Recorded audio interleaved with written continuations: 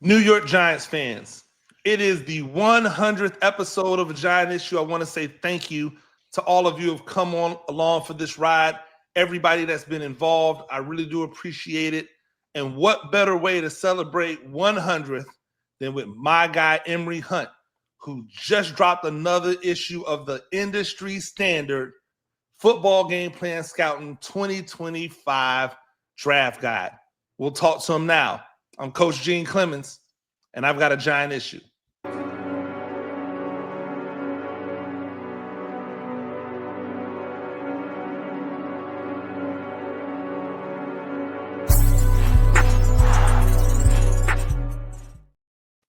Ladies and gentlemen, welcome back to another edition of A Giant Issue, 100th episode, 100. I am Coach Gene Clemons, New York Giants on SI. That's where you're getting all of your New York Giants That's where you're getting all of your New York Giants news and information from. I'm sorry, I'm excited because it's 100, right? Less than a year. We're 100 in. We're almost out of year. I really do appreciate it. Go over to the New York Giants on SI and check out all of the things that I have going on over there right now. My good, great, and uglies are out. I've done some content on the Colorado squad who just had their pro day this past weekend. Check that out. I'm going to also tell you over there why I think that the Giants have an opportunity to turn this thing around in 2025. So you want to see all of the New York Giants news and information over there. Come on over here, hit that subscribe button. We're trying to get to 3,000 before the draft. I know I say these things all the time and then they don't happen. And then they happen afterwards. And I'm like, okay, well, thank you. But we can make this happen, right? 3,000 before the draft, 5,000 before we get to game one of the season. I am manifesting it. I know that you guys who've been coming along for the ride are going to continue to support. Hey, shout out to the Big Moo. Always leaving positive comments. Really do appreciate it. You and all of the fans out there. It's been an awesome journey to 100 episodes. And one of the first people that I had on when I started this podcast over on the New York Giants on SI's network, the first dude I reached out to was my man, Emory Hunt. And I said, yo, I got to get you on. This is the start of a new era at a Giant Issue, bringing it over to the New York Giants on SI. I want you to kick it off with me, right? Of course he did, because anytime I pick up the phone, he's always been here to support. He's one of my biggest cheerleaders. I'm one of his biggest cheerleaders. Emory Hunt, a Football Game Plan. Yo, Emory, thank you for joining me. I appreciate it. I appreciate you bringing me on, man. It's dope that it's now at episode 100, man. That's always awesome to see growth. And I see how people are reacting and responding. And time again, it just shows you that you know what you're talking about. The fans relate to it. And that's something that has been dying out there for them to latch on to, and you're providing that service for them. Yeah, one of the things that I think has helped is being unique and not being contrarian for the sake of being a contrarian, but having a unique look and perspective at this thing that's different than pretty much anyone else in the sphere. Like, even when it comes down to video breakdowns, how I break a video down is going to be different than what people might see from a Nick Filato, or Bobby Skinner, or any of those guys that do these types of things, Dan Schneider, because we look at the game differently, right? And I think that the audience, Giants Nation, the true Big Blue fans appreciate that. And the fact that I'm not always just like negative, which feels like it can be a part of that New York landscape. I also think that being an original is what has allowed you to once again hit the world with an industry standard, like the 2025 draft guide. And congratulations to you. Another year, over 1,200 prospects in here. Just a massive undertaking. How does it feel to put another one under your belt? It feels great, man. And honestly, it's always great to kind of continue to push the ball down the field in terms of what you're able to do. I remember when I first did the draft guide, you were telling me years I should put out a draft guide, and I had the format for the draft guide back in 2018. Just never did it until 2020. And with COVID, it kind of set me down. It was like, all right, I can put this together. Because at first I was just putting all my rankings on YouTube, on my YouTube channel. But then it was all right, I could put it down and have a little bit more meat because people were just constantly asking me, well, why you have this guy ranked 34? And all I had on YouTube was a number. But in my office, I had my handwritten notes on what I thought about the players. Like, man, if I'm writing these notes down, just put it on in a guide, and that way people could see how you got to your decision.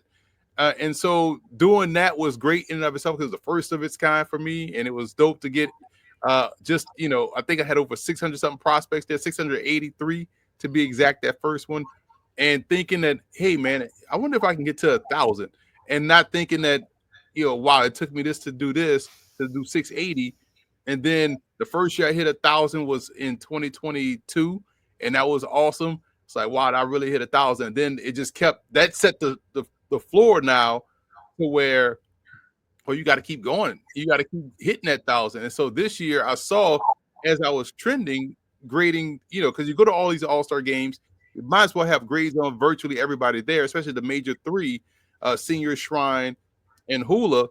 And then, with the Tropical Bowl and CGS improving their rosters consistently, you got to get those guys in there as well. With the Legacy Bowl, you want to show love to HBCU prospects that are competing. So it was like, I want to say maybe when I was done with the offense this year, I think I had 685 offensive prospects. I'm like, damn, I'm at 685 and I hadn't even started defense yet. I might get over 1,200. And that's what we ended up with, over 1,200 this season. Yeah, I knew you were going to be over 1,200 this year when I looked at the quarterback prospects. Right? When I went to the quarterback prospects and I was scrolling through them and I got to quarterback 68, I was like, oh yeah, he's out of here. He's bugging right now. Like to have that many people graded up at a position that we know there's only one that's going to be on the field. Like, what went into the decision to really dig that deep into just the quarterback play alone? Because again, you have up here, what is it, 90 plus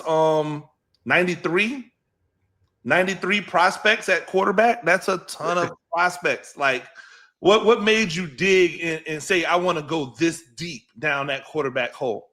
It's always, you never want to be caught out there without a report on somebody that ends up getting drafted or signs via free agency and plays well in the preseason. It's like, man, why did I stop at 15 quarterbacks when quarterback 16 is the one that gets drafted and the one that gets on the team and plays in the preseason? So it's like, if these guys are seniors, and it starts, honestly, it really starts with, okay, if I'm at these all-star games, and you figure all-star games have, like, seniors is going to have 8 quarterbacks, Shrine is going to have about 7. And so you look at the other ones, the smaller ones tend to have on average maybe 6. So you talk about Tropical Bowl, FCS, CGS, that's 3 times, that's 18 more. And then you think about, okay, these are, I got all the all-star games quarterback covered. That's like 30 quarterbacks, right? Covered on the all-star games. Then you look at, man, a lot of these quarterbacks are also not playing in the all-star games, but they're really good. They're seniors. They've had really good careers. I got to include these guys. And then you just go down this rabbit hole of like, man, I done got to 60 and I've covered the guys that, then you got to factor in some dudes that may declare, which is usually like another 5. So it's like, it starts to add up. And then you just like, all right, well, cool. If I'm grading seniors and this dude had a really good career, I've seen them play. And my thing is, if I've watched you play, I kind of have to put you in the report. I feel bad by myself if I didn't do it justice by just adding guys that I have seen, whether it's calling a game on Saturday or previewing a game when I'm on CBS or whatnot. It's like, if you talked about them, you might as well have a report on them, because we also know a lot of these dudes will end up outside of the NFL, which makes the guy so unique. So when you're watching the CFL and you're watching the European League of Football or you're watching the UFL, that these quarterbacks that are out there playing, I actually have a report on them so I can better understand what's going on out there, could better predict, could better handicap. So all that stuff starts to fall in line. Yeah, I think it was one of the conversations that we had about, hey, this is not an NFL draft guide, right? Like, I know it becomes like passe because everybody wants to see the NFL, but this is really a pro football draft guide, and it fits because football game plan has been synonymous with all football, not just the NFL. Your footprints in Canada, your footprints in the European League of Football. Shout out to them, by the way. Right. You know, all the way down to arena football, and then obviously the UFL, which is going on right now.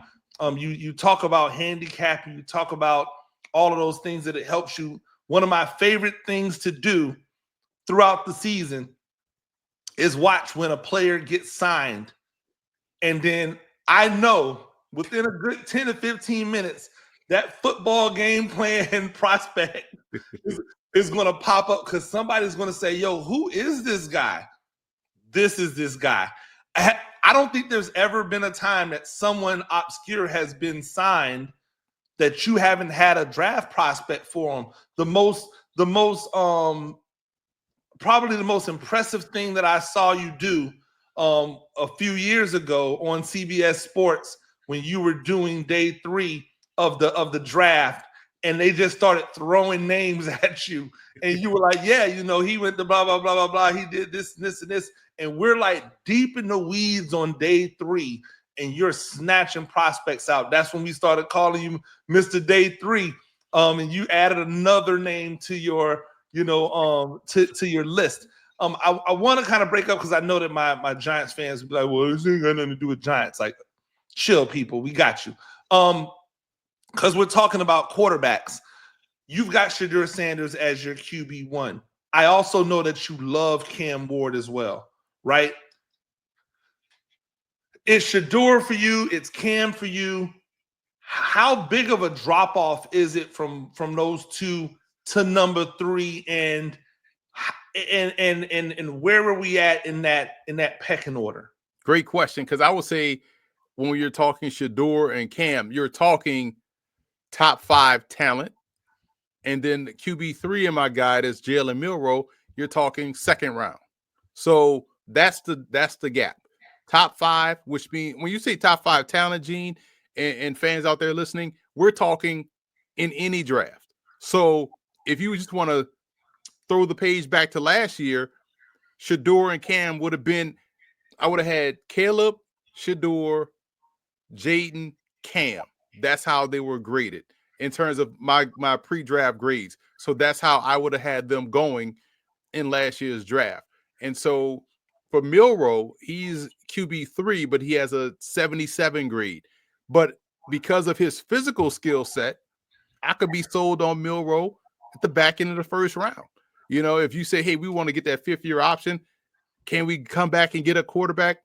I'm comfortable with a guy like Jalen Milroe because of the intangibles, and also the physical skill set, and also because, let's say, if you're talking Giants, now that they have Jameis Winston, Russell Wilson, this is the perfect spot to get a quarterback that can sit, that needs to sit and develop and hone in on his footwork. Because to be completely fair and honest, Shedeur is pro ready. He doesn't need to sit. Cam Ward is pro ready. He doesn't need to sit.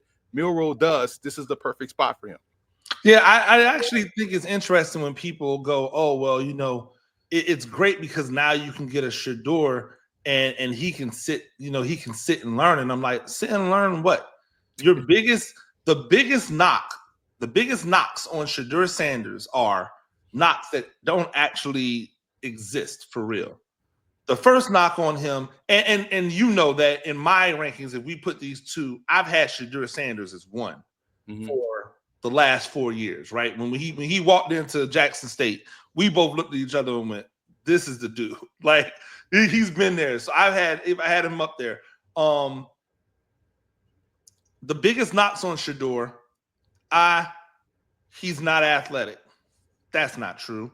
He's just not Deion Sanders. Right. But who is, right? Like, and especially because he's playing quarterback, who needs to be Deion Sanders, playing quarterback? The second knock on him is arm strength, except the best ball he throws is the deep ball. Like, and this over this weekend, I don't know if you had a chance to watch the telecast from the NFL Network when they were talking about Shedeur, but every time he threw a deep pass, they were like, "Oh, that's a beautiful ball. That's his best pass. That's his best pass." And so you're going to see, and it's probably already started, the shift go to he doesn't have a strong enough arm to complete balls beyond 50 yards. And my thing as a coach is I never want my quarterback having to throw the ball 60 yards in the air. Something went wrong if he had to throw the ball 60 yards in the air. Matter of fact, if you go and look at most of Josh Allen's touchdown deep passes, they're not past 50 yards. Every once in a blue moon, he might yank one out, and guess what? Most of those are incomplete.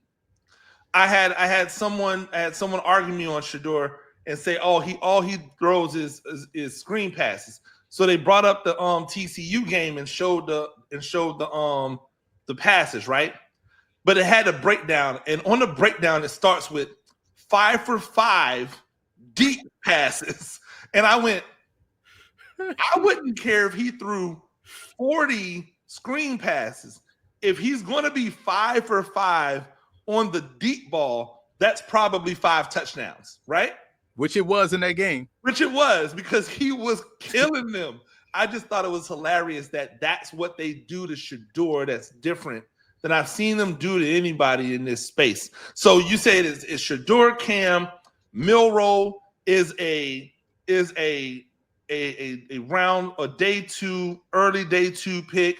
But if he goes day 1, you're not losing your mind over it. Not losing my mind. Academic Heisman. People need to understand like what that means. Again, as a college football Hall of Fame voter, I'm also a member of the National Football Foundation, which puts on the William V. Campbell Trophy ceremonies. I've gone to one of the ceremonies. I remember interviewing Sam Binger, who's a running back at Carnegie Mellon. Fantastic tailback. I remember doing his game when he was at when they were in the ECAC bowl game down at University of Pennsylvania. And so we're doing the game, and Binger was a fantastic tailback, and he was there at the Campbell Awards. And I interviewed him afterwards, and he was like, "Man, I love what you're doing. I want to do that." Like, bro, you got a 4.5 in molecular biology. Like, dog, go be great in life. Like, don't do what I'm doing. Like, you good. And so that's the type of GPAs and majors folks have. And to be the receiver that was there from the University of Miami, punt returner, his name slips my mind, but he was also there too. And he is, when you see guys from these Power 5 programs knowing the mental and physical toll it takes on you to be a Power 5 player and to play quarterback and win the whole thing, that tells me you understand how to focus. Your mental capacity is where it needs to be. And if we're talking just football, the dude got better every single season. And we look at when he first stepped on the field, it was like, I don't know if he's going to end up, he was a legit liability for Alabama. Yeah. And then the next year, when they were having that whole quarterback issue thing, they benched him.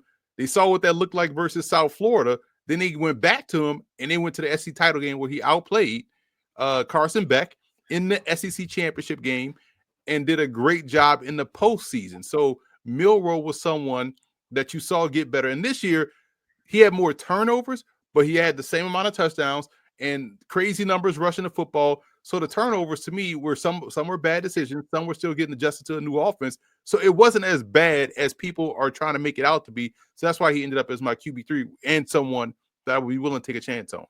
Yeah, I think the problem was his lasting impression was those end of the season games, right, of this year, which I think is hilarious because they completely wipe out the end of the season games last year or in 2023 when he was phenomenal.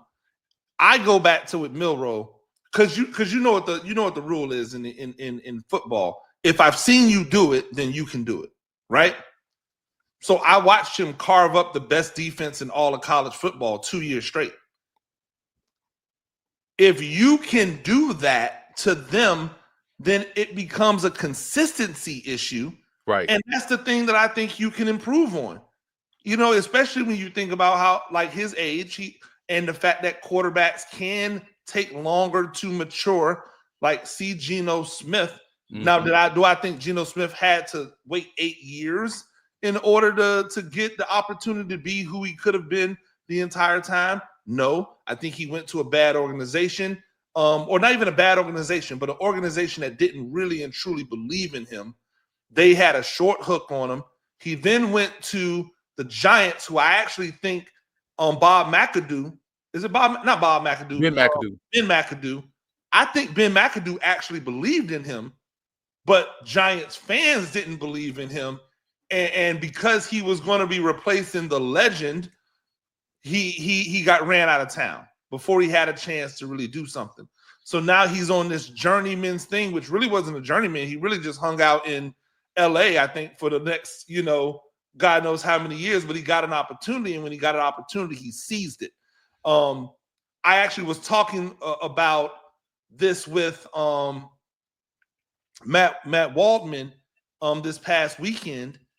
And I talked about the fact that it becomes more difficult for quarterbacks that look like Milroe because everybody just wants to focus in on the talents that don't have anything to do with playing quarterback, right? Like they want to focus in on his running. They want to focus in on his physique and say stupid things like, oh, he should be a running back. And meanwhile, a guy like a Baker Mayfield, because he doesn't bring any of those things to the table, gets a chance to go to Cleveland, flame out in Cleveland, go to Carolina, not get it popping in Carolina, go to LA, can't survive in LA, and then get gifted a starting job in Tampa Bay on an offense with a bunch of weapons around already. That's a team 2 years removed from a championship. Like, there's different levels there. So it'll be interesting to see how Milroe, where he goes.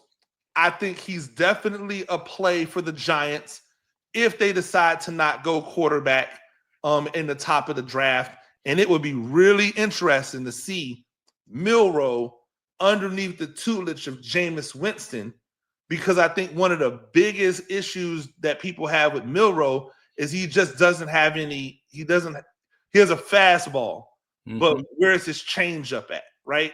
And I think that a guy like Winston, who has all the throws in the book, but has the same type of cannon-like arm strength, can really show him how to really, hone that craft and get better at throwing that ball, where you just put a little touch on it so it just drops over the linebackers, or a little touch so it just gets right over the safeties, especially on those deep routes that are to the outside. So I think that would be a great landing spot for him. And then obviously the talent's going to take over from there.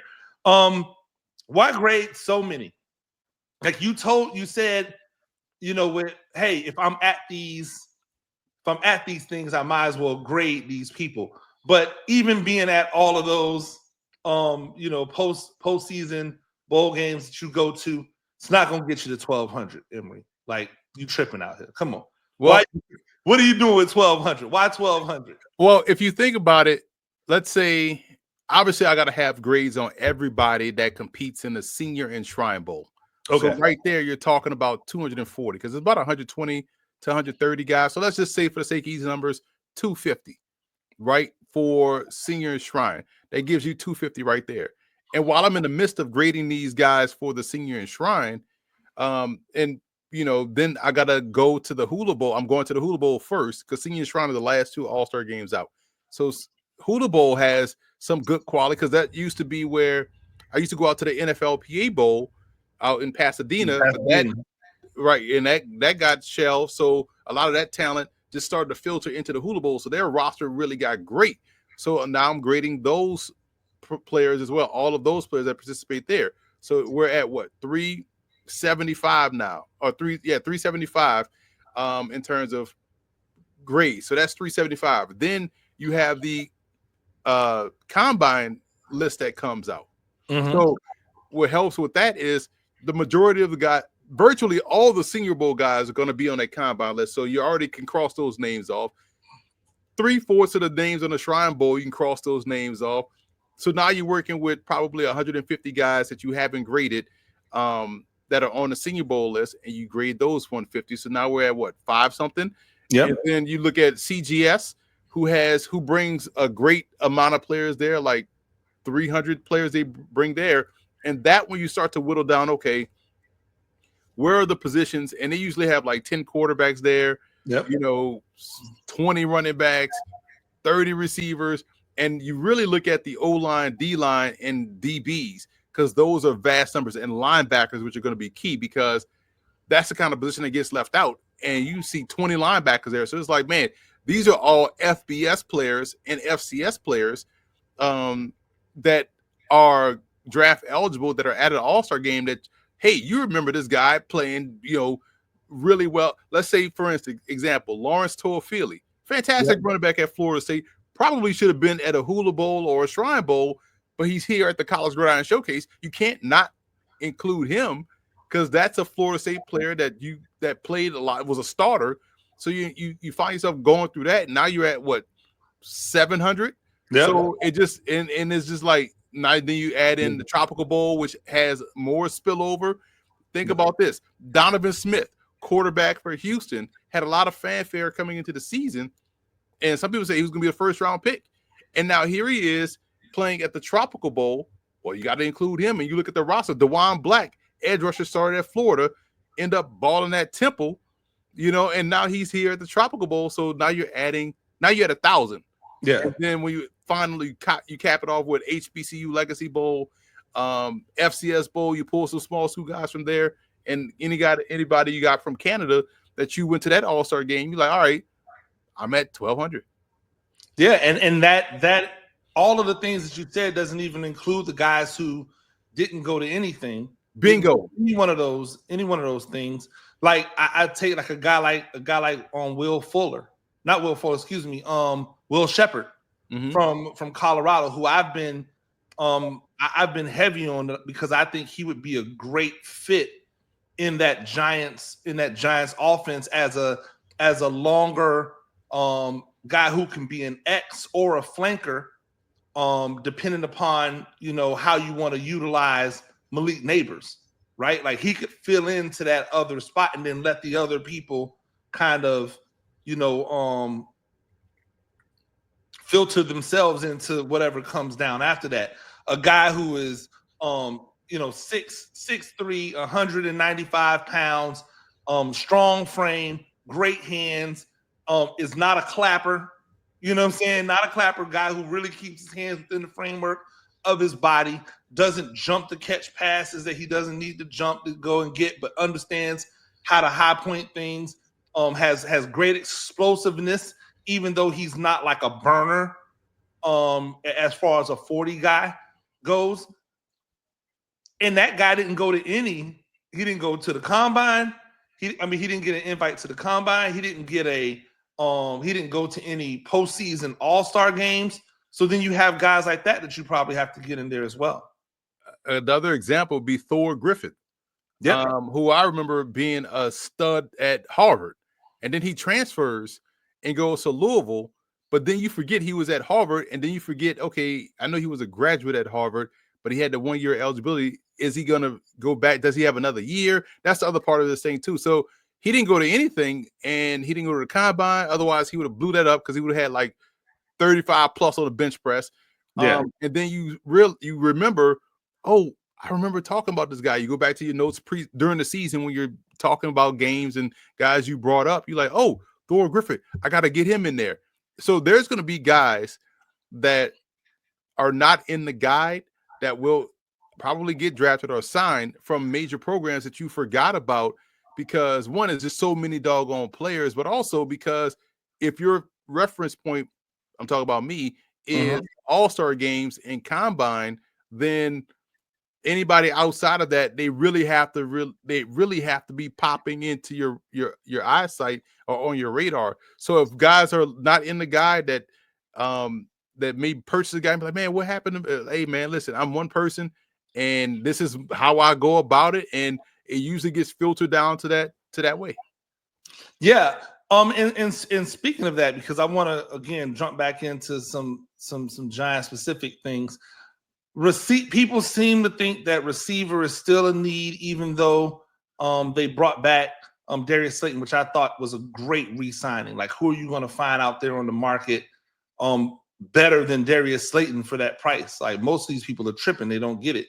But you know, adding another receiver, who in this in looking at all of the billion wide receivers that you went through, who do you think out there is a guy on day 3 that would be a really nice fit for this Giants offense? Well, if you look at the theme of what the Giants have at receiver right now, the common theme is explosiveness. You think about Malik Neighbors, you think about Jalen Hyatt, you think about Wan'Dale Robinson, you think about Darius Slayton. All of those guys can go. So with that being the backdrop, Elijah Badger of Florida is another very explosive guy that can run. The cool part about him is that he can also hold it down as a kickoff returner. If you're looking for someone to play special teams, he does that. And also you get him in the wide receiver run game. He's a bigger body guy that can run with the football. So he's not as small as Wan'Dale Robinson, but they can kind of do some of the same things. But Badger is someone that can really go, really fly, and is very underrated. Had a really good Hula Bowl. I think this is somebody that could fit perfectly that you find on day 3 for the Giants. Sticking with their theme, their core of explosiveness, here's another explosive guy. Yeah, and another like Malik Neighbors, another thicker bodied, you know, receiver, 6'1", 200, like a, you know, has got a little bit more meat on him, so he can take those hits, because we know the Giants offense is going to have a lot of them hitches and slants in there, you right. know, but or speed outs where they're getting hit right now.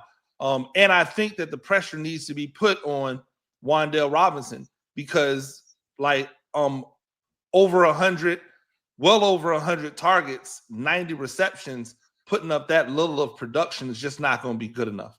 Like, and so you need somebody to be able to come in who can operate in a position that you've had Wan'Dale Robinson in, to show him, hey, listen, we don't do this under 10 yards of reception thing when you have 90 receptions. That's ridiculous, especially when we're over here giving Darius Slayton these little peanuts that we gave him this year, and we gave you 140 targets. You got us 90 receptions for 600 yards. Like, that's not going to work. Like, it's just not going to be good with the overall. If I'm a coach, I'm looking at that. That's the place that I'm looking at and going, we didn't get our money's worth out of those pass receptions. And I like Wan'Dale Robinson. I think he's a great piece. I think they got away from using him the way that they intended to use him, and more like they used him in 2023. In 2024, they just had him out here like he was a possession receiver. And I was like, what are we doing right now? Like, you let a 6'3", 200, let Isaiah Hodges do that. Like, that's what he's there for. Like, you need to use a Wan'Dale Robinson as a movable chess piece. Once you stop doing that, you kind of like lost the luster with him. So that's I will say this. I just to clarify and just to add to your point, I truly believe Giants fans are in store for a great season in terms of what they see from a position that they thought was lacking. There's some excellent talent at receiver. Because they didn't have the quarterback to really showcase that talent, you had to kind of treat guys like Wan'Dale Robinson like he's a possession guy. So now he moves back. It wouldn't surprise me to see him be utilized more as a change of pace back, juxtaposed to Tyrone Tracy, while Russell Wilson and or Jameis Winston get these other receivers going deep down the field. Because what's the best thing about both? The deep ball. And that's where these guys can fly and go get it. So I think the Giants fans will be blown away at the talent that they have currently on the roster at wide receiver. I mean, that's a fair point. And we do have to keep that in mind with Wan'Dale, that he was getting some, you know, he was playing an offense, different quarterbacks, different elements, but for what I'll say for him is this has been consistent because in 2023, his yards per reception looked paltry as well. And then he got a ton of receptions in 2024, but the yards per reception still look bad. Meanwhile, Darius Slayton's over there getting you 17 and you know, a large chunk of number every time he touches the ball.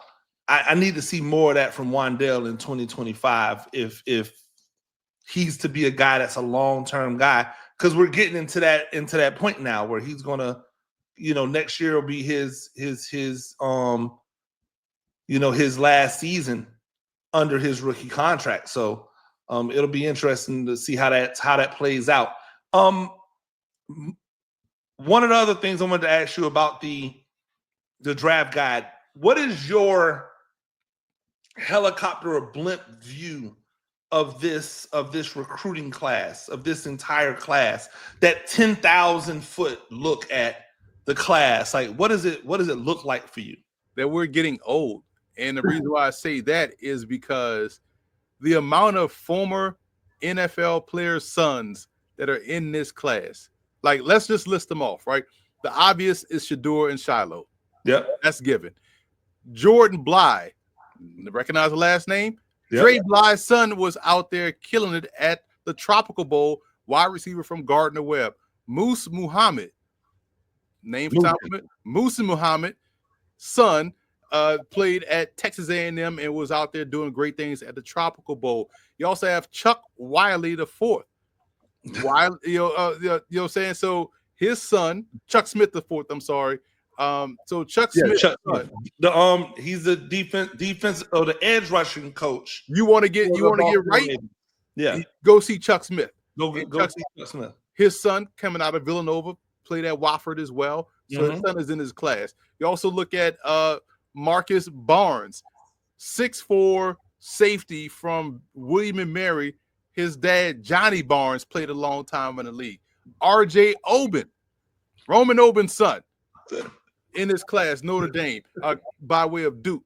Howard Cross III. It's a funny story about Howard Cross and his son. They work out where I work out at the LA Fitness nearby. I remember when Howard Cross used to be in there working his son out, and his son was probably like 12. And you at that age where you just kind of want to get up on Saturday morning and watch cartoons. Yeah. Work out. But now look at him. NFL prospect. He's in this class. So when you look at that, you're like, man, there's Rondé Gaston Jr. Rondé Gaston. Oh my God. Yeah, another one. So and you could add in there Taylor from LSU, who is the nephew of so that's the thing too, man. Like, this is this is the story. Like, all of these former NFL, players' sons, is in this class, man. It's only going to get more too, because if you look in the college football landscape, all of these NFL dudes have sons that are all going to like programs right now. Like, it's on the way. It's not going away. So it's not going anywhere. That was one of the overarching points that I noticed about this class, and also that the small college landscape is dwindling, because usually my guides are filled with small school guys that I have ranked high, right? So people will be like, man, well, why is this guy from Central Missouri is your number 2 quarterback or whatnot? Like, well, but now that guy from Central Missouri transfers to Louisville and plays at Louisville. Yeah. So what I noticed this year, I didn't have a lot. People was like, usually people say, oh, what's the shock value now for Emory's rankings? I know he's going to have somebody, but there wasn't any, because all the guys that were stellar small school guys have probably transferred up to where we don't see the out of the blue small school guy in my top 5 of prospect rankings. Oh, there'll still be some shock, Emory. There is some shock, absolutely. Like, there'll still be some people that say, oh, I can't believe Emory has this person this low or this person this high, because they can't help themselves. They gotta hate on. And I welcome that pushback, because it shows you, hey, I truly did my work. Yep. My homework. Have you show me your work?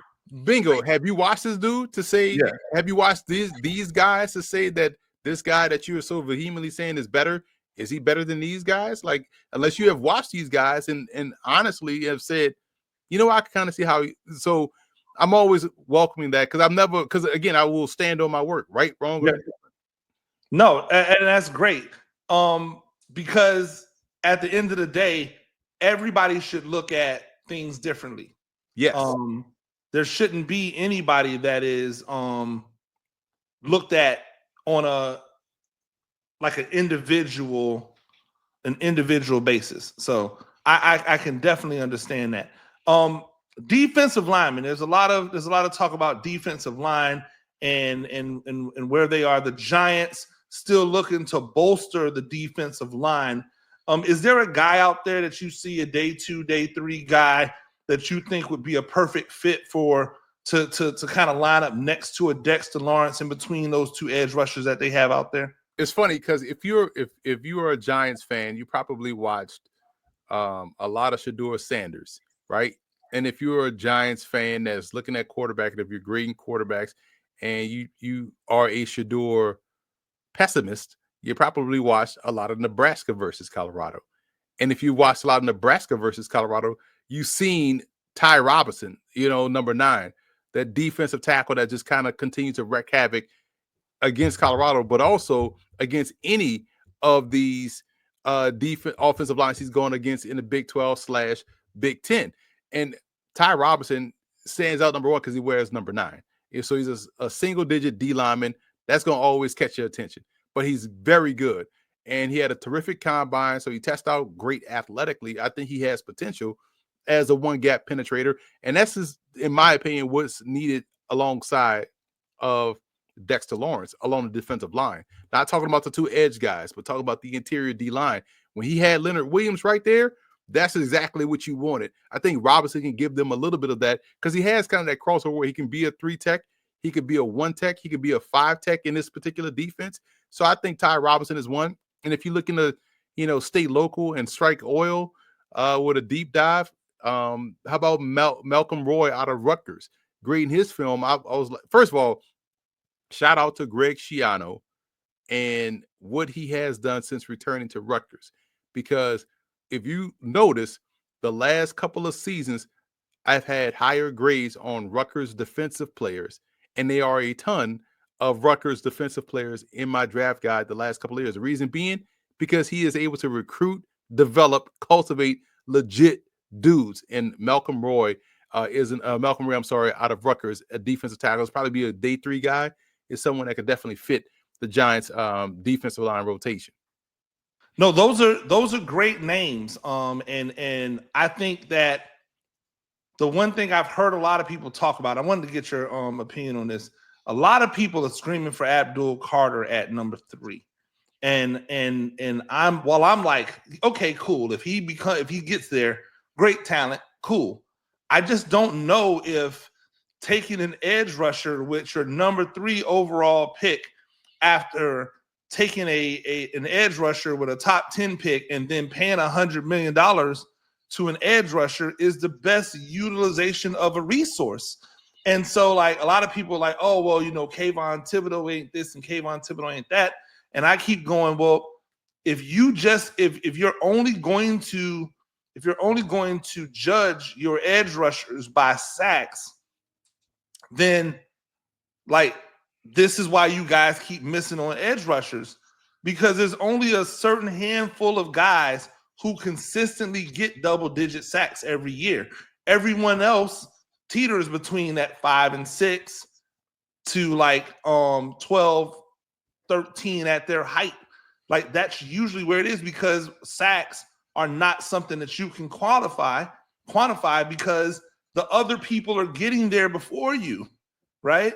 So what do you think about this thought to add an Abdul Carter to the mix when you already have so much invested in 2 other high dollar or high draft pick edge rushers? If you just ignore the money side of it, right? Because you make a great point. That tells you this is not a good investment, right? But if you just ignore the money part and just focus on the football part, you should try to get the best 11 on your team. Kayvon is not a negative. He's at worst, he's a net neutral.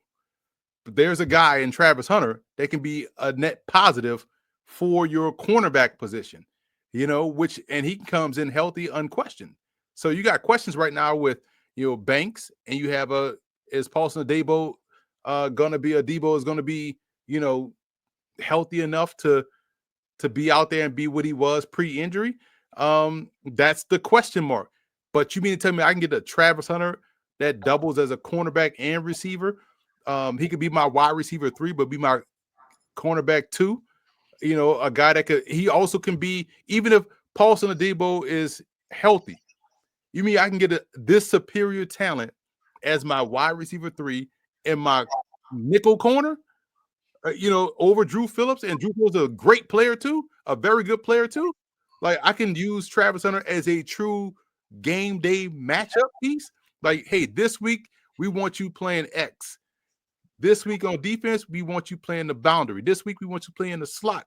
Like, man, that I couldn't pass that up, because he would be one of my best 11 on both sides of the ball.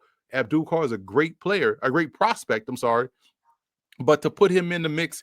Now you're how can we manufacture snaps for 3 edge rushers? Because it's not like one of those guys can play with his hand in the dirt and be a 5 tech, because they are all leanly built edge rusher. Maybe Kayvon can develop into that. Mm-hmm. Now you're putting him in a position where you definitely won't get the best of Kayvon Thibodeau. So I would bypass Carter if Travis Hunter is on the board. So that's a good question. Do you have Travis Hunter written up as a receiver and a defensive back in your draft guide? He is my number 1 Z receiver or flanker for us old school guys, and he is my number 1 field corner. Now, here's the thing.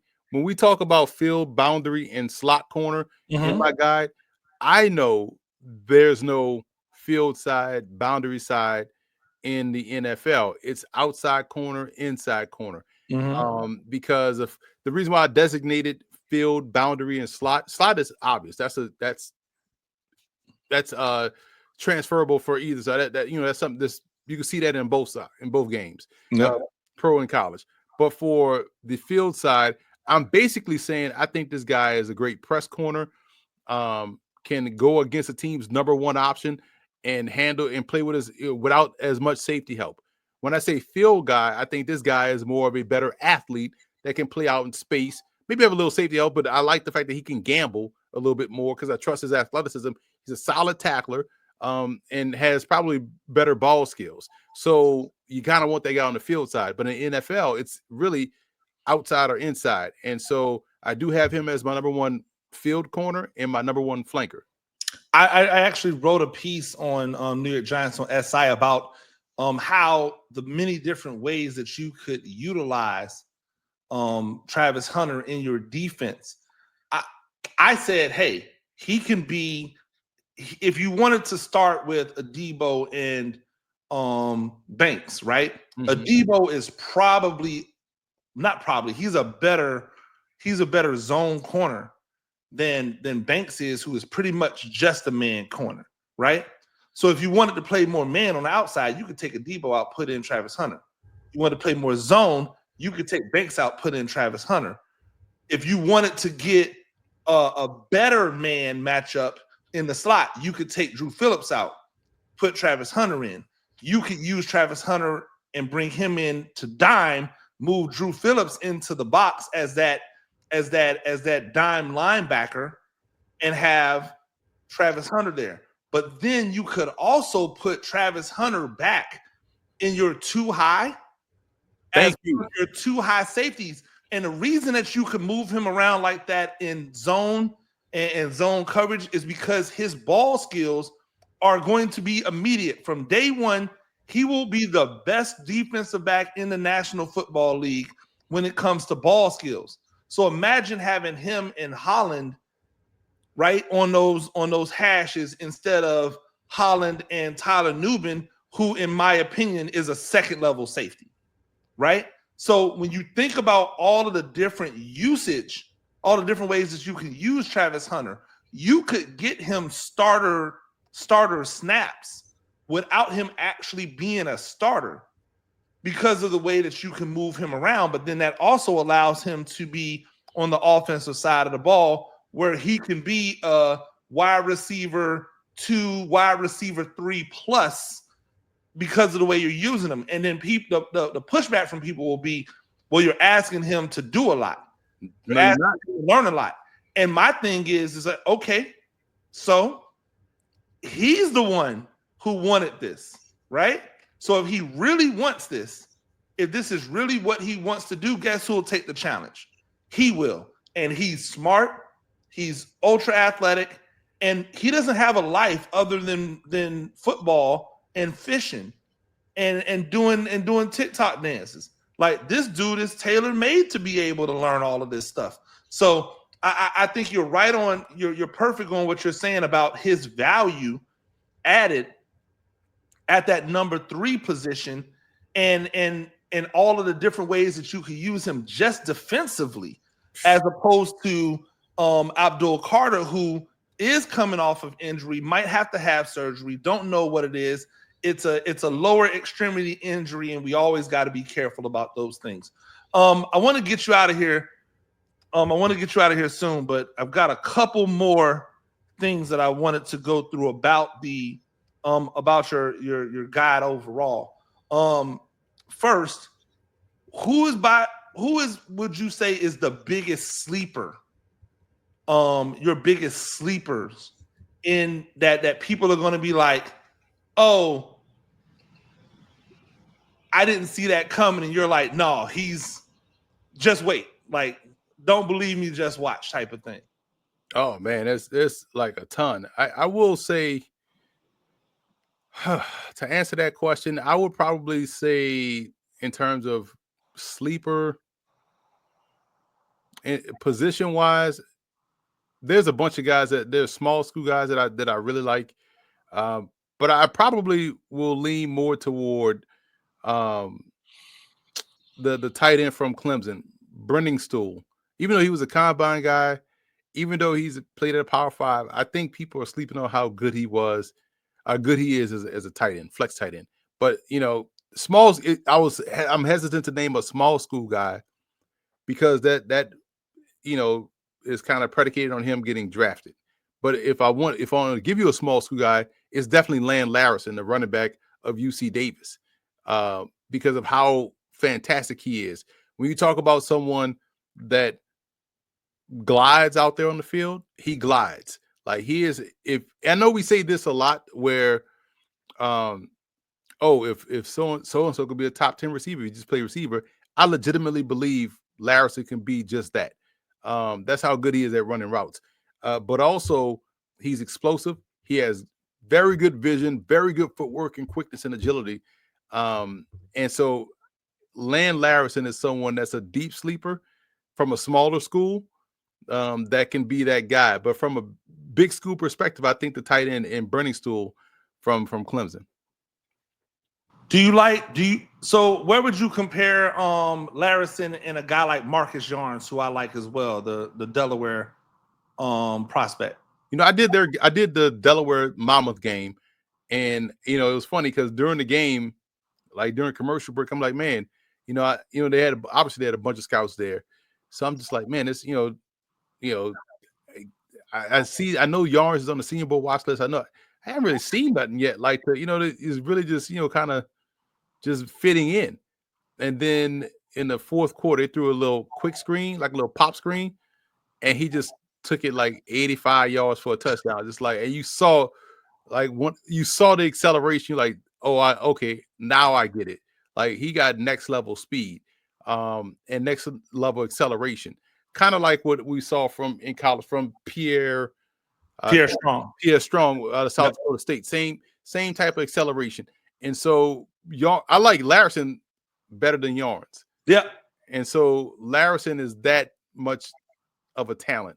And Yarns is pretty doggone good. And Larison is a little bit thicker than Yarns. Yeah, Yarns is definitely a more slighter dude, especially when I saw him in person. at the combine, I was like, yeah, you're a smaller dude. You're gonna have to hit this weight room. But he also And had a really good, to Yarns' credit, he outplayed his status at the Senior Bowl. I thought he did good in one-on-one drills as well. Absolutely. Again, all respect to what you're able to do in the ability to put a body of work together like this.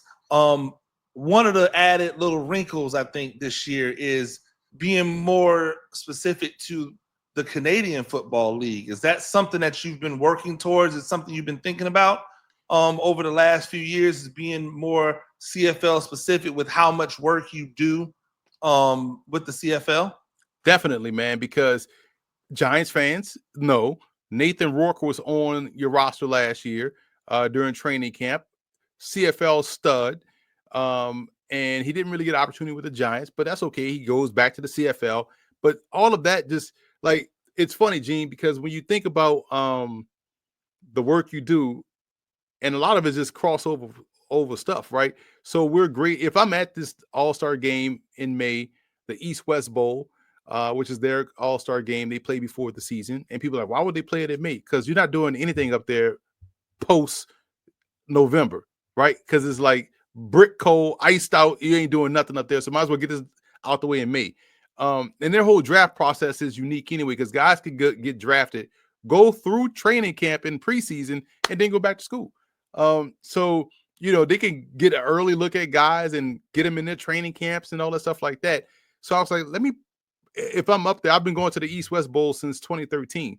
I might not go this year because of, obviously we got some situations going on with Canada, but I will every year I'm up there, I'm noticing like, man, the talent has gotten better. And I'm like, oh, this guy can, and you start to see guys early up there that used to end up at the East-West Shrine game when it was at St. Pete. And so it's like, oh, I saw this dude back in May. And so the talent is pro talent. So I was like, if I'm there, let me cultivate some of these guys and put them in the guide, which is why I was so early on Taylor Elgersma from Wilfrid Laurier, the quarterback that ended up playing the U Sports East-West Bowl. Then he was at College Gridiron Showcase. Then he was at the Tropical Bowl. Then he was at the Senior Bowl. So I saw him in 4 All-Star games. So I was like, let me get some of the top CFL guys in terms of how they perform at the combine, guys that I saw at the All-Star game, and let me put those in there. And then this is the other part that's cool about the CFL and how it crosses over with the NCAA is if you are Canadian born, but you play in the States, like you have dual citizenship. Therefore, you are eligible to be drafted in the CFL. So there's some guys that are on college football rosters that he may be your wide receiver 5 at Syracuse, but he was born in Canada. He's gonna get drafted in the CFL draft and probably is gonna play right away. And so you saw that, you're like, wow, this dude, like, prime example, Joe is a receiver for the Detroit Lions. He played at Clemson, but was because he's Canadian born, dual citizenship, kind of okay at Clemson, but he goes to the CFL Stars in Saskatchewan. Now he's on the roster of the Detroit Lions. So as a free agent, and you saw that, and you see stuff like that. So there's guys that I was grading through the process, and you may see it marked in the draft guide.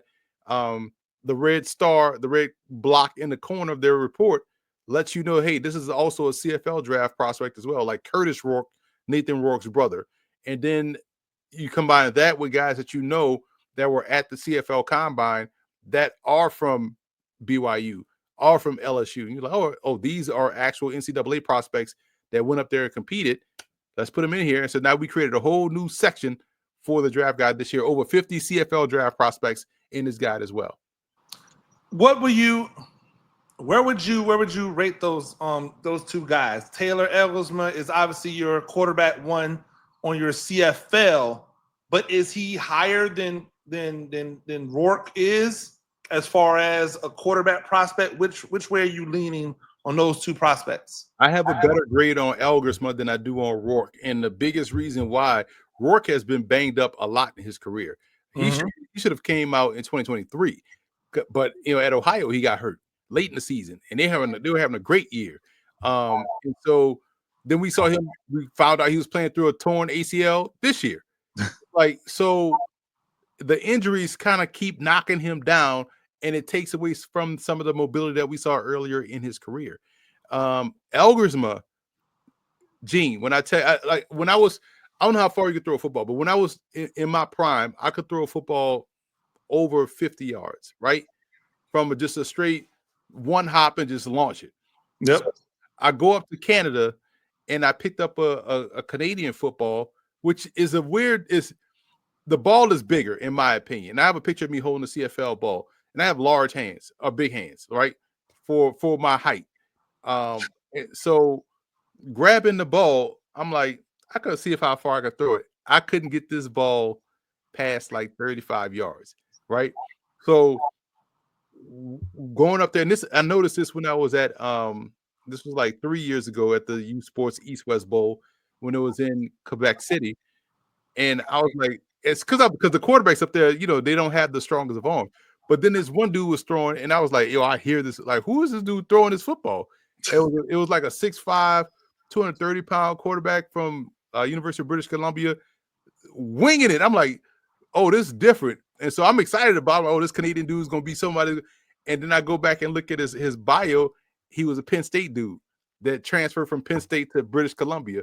Like, oh, no wonder he can throw this football, right? It looks different. But Elgersma, when we were at the U Sports East West Ball, I was like, oh, he got a gun. He reminds me of the guy, Michael O'Connor was the guy's name that I saw. I was like, oh, he got that O'Connor type arm. Then when we was at a College Gridiron Showcase, and this is a funny story. This is dead true. I'm walking around the fields at SMU, so I'm walking around the indoor facility, and they're doing routes on air. So receivers just running routes and quarterbacks throwing the ball. It was Elgersma, Cole Snyder from Eastern Michigan, and I forgot the other quarterback name. But the receivers just running their hitches, catching the ball. And when Elgersma got up, the receivers are coming out their break, and as soon as they turn around, self-preservation, and you hear the scouts like, damn. Like, you could hear that constantly from scouts, as this is how Elgersma was throwing the ball as if his life depended on it. So I have a higher grade on Elgersma, who won the Crichton Trophy, which is the Canadian Heisman Trophy. So he won this year, got them to the title game. So he's a very accomplished quarterback. So that's why I have a higher grade on him. Hey, Emory, I love it. I love the new component with the CFL. I love how you're continuing to tinker with the draft guide every year. I'll get you out on this. Do you think that the way that the NCAA is going now with, obviously previously with the extra season that they gave for COVID, but then with this proposal of giving players back their eligibility after they come from a JUCO and essentially giving them 6 years or maybe even more if they go junior college, do you think that will start to affect the way that you evaluate players when you start to take into account, hey, this kid this dude is 25 years old coming into the draft as opposed to this 22-year-old that's coming into the draft? I already started that this year, Gene. And funny story, and this is so true. So I'm grading this cornerback, right? And I'm like, okay, this guy and I had seen him at an All-Star game. I'm like, oh, okay, this guy got length, you know what I'm saying? Plays well, like, you know what I'm saying? Like, so I go to put I go to the bio to before I had not, so I was going to the bio to upgrade his school or whatnot, right? Because it was one of those weird universities that changed the name. And so I go and I'm like, I scroll and hit his bio, see read more. I'm like, oh, this dude graduated high school in 2016. Man, if you don't get out you're 28 years old. Like, dog, go get a job, bro. Like, so I'm like, man, this man was a class of 2016 graduate. Dog, that puts you at 27-year-old rookie. You might ain't get past the first contract. Like, so that's the part I don't like, because of course you out there locking up. You a grown man locking up a damn 19-year-old. Like, So I want to see 23 max. Like have a long, like whether you're a 17-year-old freshman or 18-year-old freshman, you have until 23 years old before we throwing you out, just throwing you out here. Like, get it done. That's hilarious.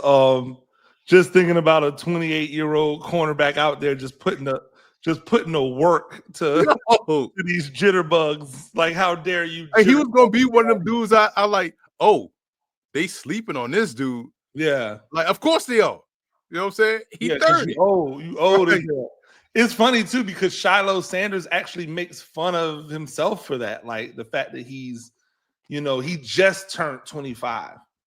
Right, so he just turned 25. I don't think 24 is actually that bad. It's not. It's that book. You. But it's right there. Line. Right, it's you right on the there. line. Yeah, it's right there. So it's like, 24 years old. It's like, all right, brother, come on, what we doing here? And so he's going to be a 25-year-old rookie.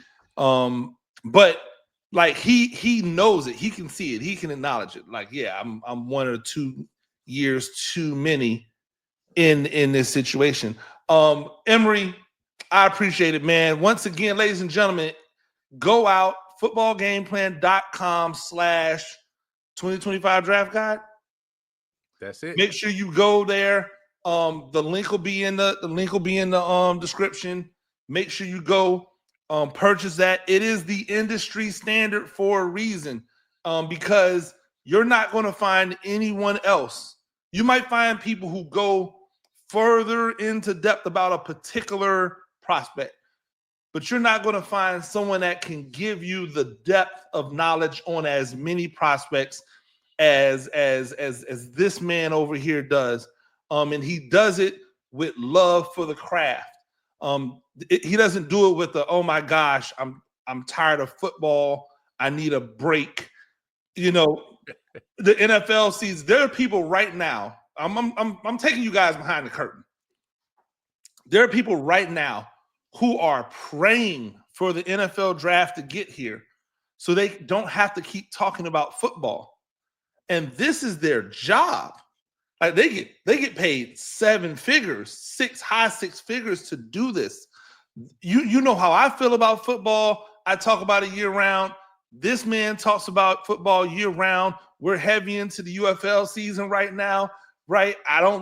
We got to talk about these quarterbacks of the UFL season one of these years, Emory, because could be a whole nother show of how the UFL can serve a huge role in the ecosystem of football in terms of that bridge between college and the NFL. Absolutely, and they keep missing the boat with some of this stuff. But I digress. He's a guy who loves football, and what you see is a labor of love. There is no team, there is no squad doing this. This is Emory. Obviously, everybody has family, everybody has cliques, so he's able to bounce the ideas off of a bunch of people, as I'm sure other people do. But nobody else is doing the work. He's doing the work right now, and so definitely support him. This is year 6 of the draft guide. So I'll say this because I'm proud of this number. So this is the 6th edition of the draft guide. And if you have been a loyal follower and fan of myself and purchased the draft guide since 2020, right now at your fingertips, you have at least over 5,500 individual scouting reports. Wow. Think about that. Like that is a ton of scouting reports that covers you from all of these different leagues. So you have a note or something on a lot of people. So that tells you why this guide is valuable. It also tells you that when you look at the guide, it's very useful throughout the season. And it shows you as a fan, you truly don't care about those 3 cone numbers or those 40, those verticals or nothing like that. When it's week 6 and they sign somebody that's gonna play, you're like, what can this guy do? What can he do? That's all you care about. That's all I give you. And that's fantastic, man. Emory, I couldn't have had a better person on for the 100th episode of A Giant Issue. I really do appreciate it, man. Nothing but love to you. I'm sure we're going to double back here soon and talk again. Again, go out and get the 2025 Pro Football Draft Guide from Football Game Plan Scouting. That is footballgameplan.com/2025 draft guide. My man Emory Hunt. Follow him everywhere, all places at FBall Game Plan. Coach Gene Clemons, you know where to find me at Gene Clemons. Go over to New York Giants on SI. Read all the good stuff. Come here. Hit that subscribe button. Hit the notification bell so you know every time I'm dropping this heat. If you've noticed, I've been hitting y'all with heat back to back to back to back, and it's coming because this is my time of year. When we start talking about development, that's what I'm here for. So until next time, I'm Coach Gene Clemons, and I've got a giant issue.